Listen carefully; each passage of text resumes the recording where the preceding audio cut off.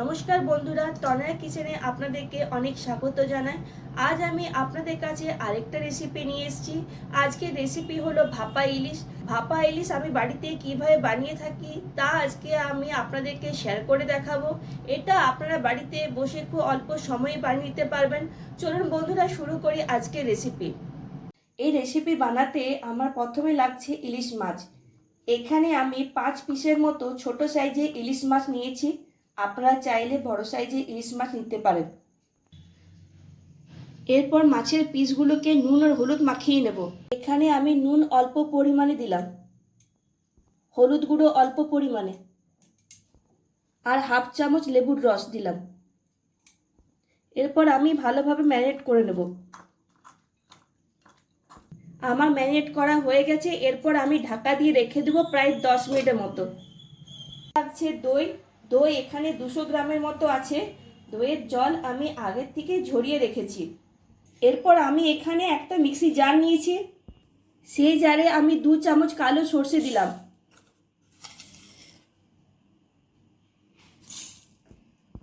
সাদা সর্ষে 2 চামচ,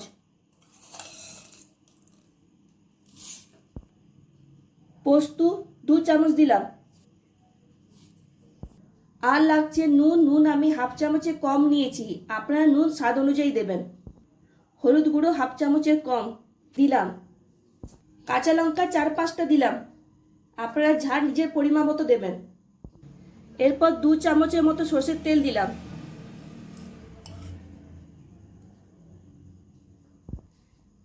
এরপর এগুলো আমি মিক্সিতে পেস্ট করে নেব। পেস্টটা তৈরি হয়ে গেছে। এরপর আমি জল ঝরানো দইয়ের সাথে পেস্টটা মিক্স করে নেব।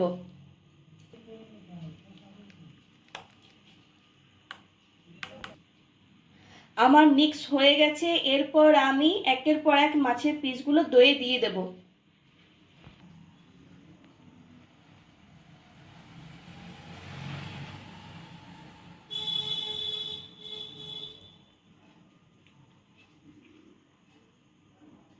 এখানে ভাপা বানানোর জন্য একটা টিফিন বক্স লাগছে।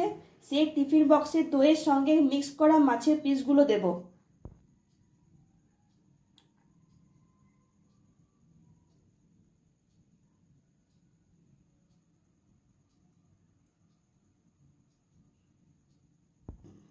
মাছের পিসগুলো আমি বক্সে দিয়ে দিচ্ছি। এরপর আমি উপর থেকে কয়েকটা চেরা কাঁচা লঙ্কা দিচ্ছি।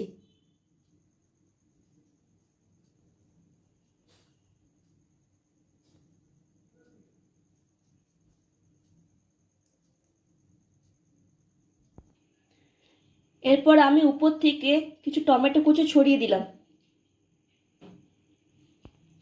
আর 1 চামচের মতো সর্ষের তেলও ছড়িয়ে দিলাম। এরপর আমি বক্সের ঢাকা লাগিয়ে দিলাম।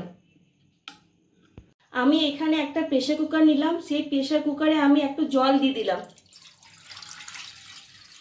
সেই প্রেসার কুকারে আমি এই টিফিন বক্সটা দিয়ে দিলাম।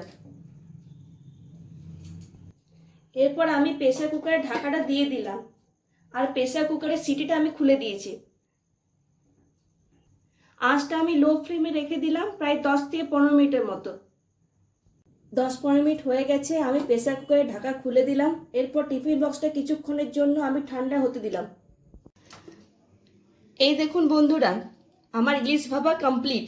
এরপর আমি আপনাদেরকে পরিবেশন করে দেখাচ্ছি। কেমন লাগলো বন্ধুরা আমার আজকের এই রেসিপি?